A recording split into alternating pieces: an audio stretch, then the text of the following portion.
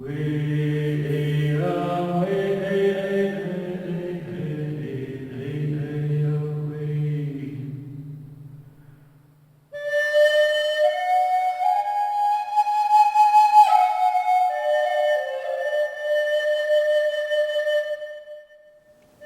to the North Carolina Museum of History in Raleigh.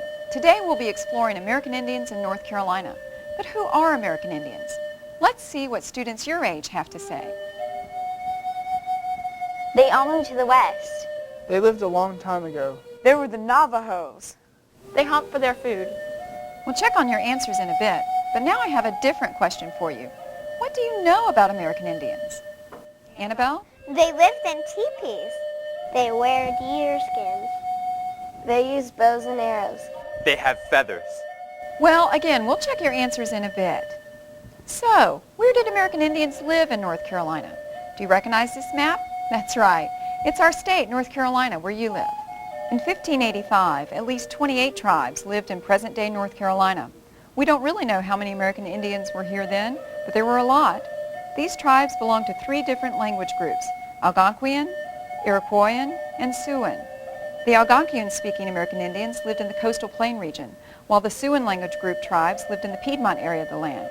The Iroquois language tribes lived in the mountain region and the coastal area. So how do we know American Indians lived here? Great question. Let's go see.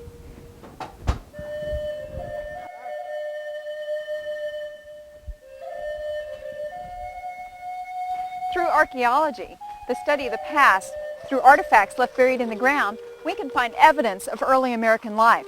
Some objects, like ceramic and pottery, can survive for centuries left buried underground.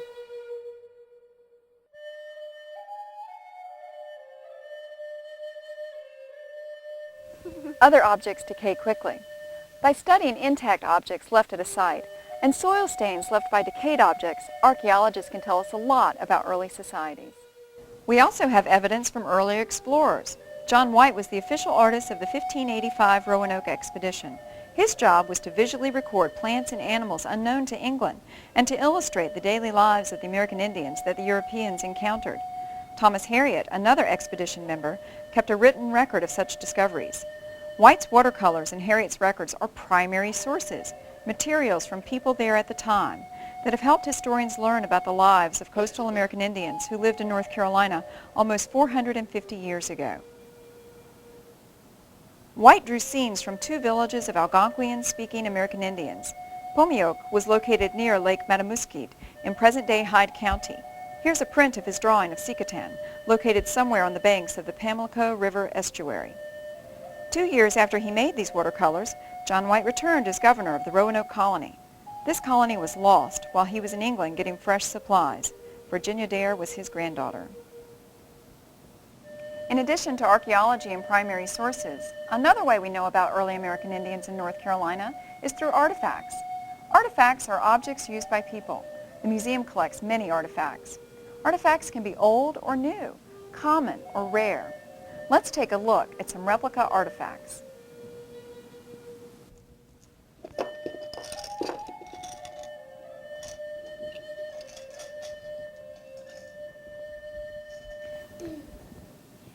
The shell necklace is made from the central column of a whelk that has been cut, perforated, and ground.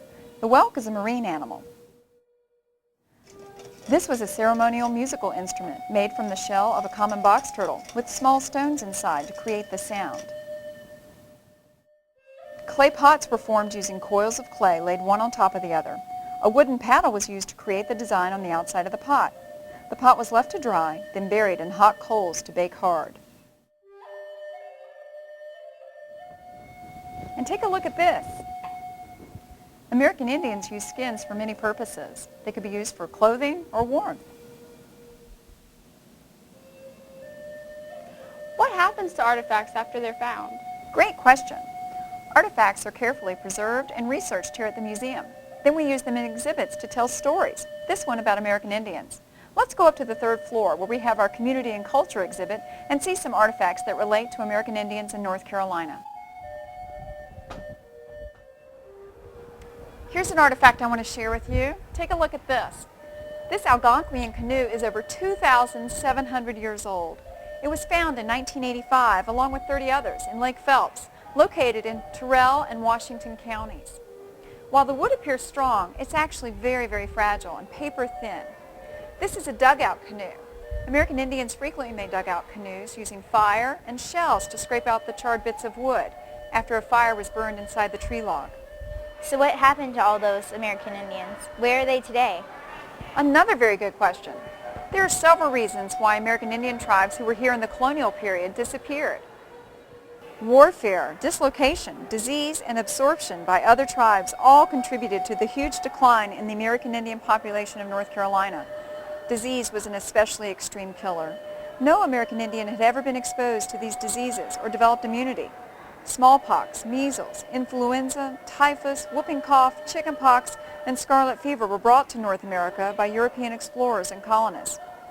Historians estimate that there were about 100,000 American Indians in North Carolina in 1550, and that by 1800, only 20,000 remained. So there are no American Indians left in North Carolina? Let me answer that in a different way. Take a look at this sculpture over here.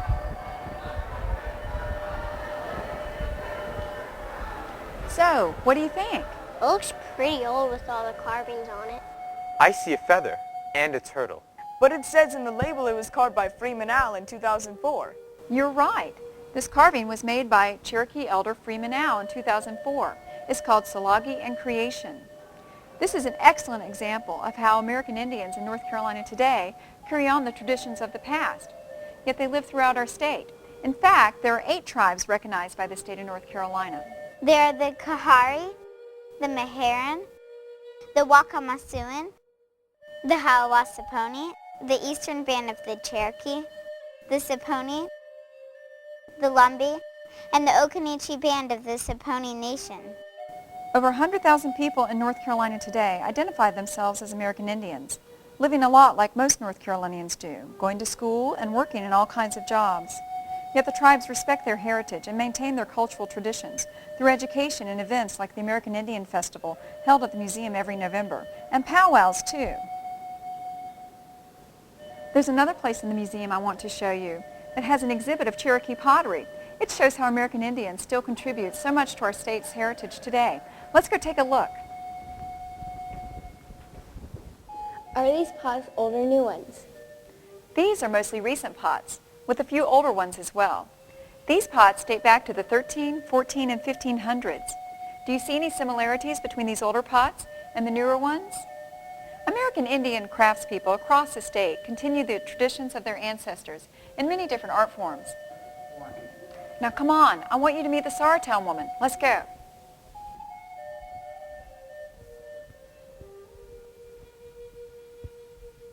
Who?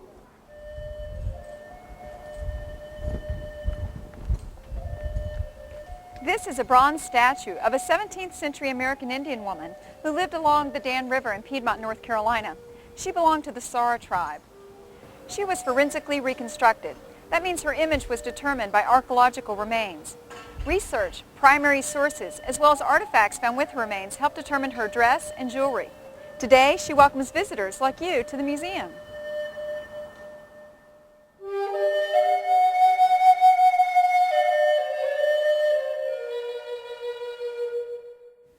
Well, I think we've learned a lot today. So let's see what you think of your answers to our beginning questions. Who are American Indians? American Indians are still here. They're neighbors in our state. There are 8 tribes. They have different jobs. They are students. They have powwows. They carry on their traditions. There are 8 culturally diverse tribes. American Indians live throughout North Carolina and carry on their cultural traditions in many ways. If you would like to learn more about American Indians in North Carolina, consider taking our virtual field trip, American Indians in North Carolina. To find out how, just check out our website and click on Education. Thanks for joining us today.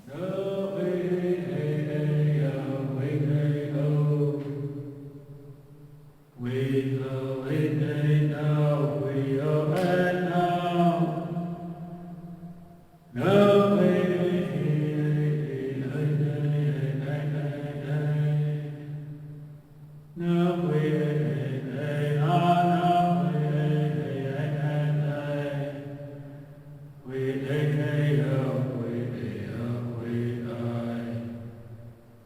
We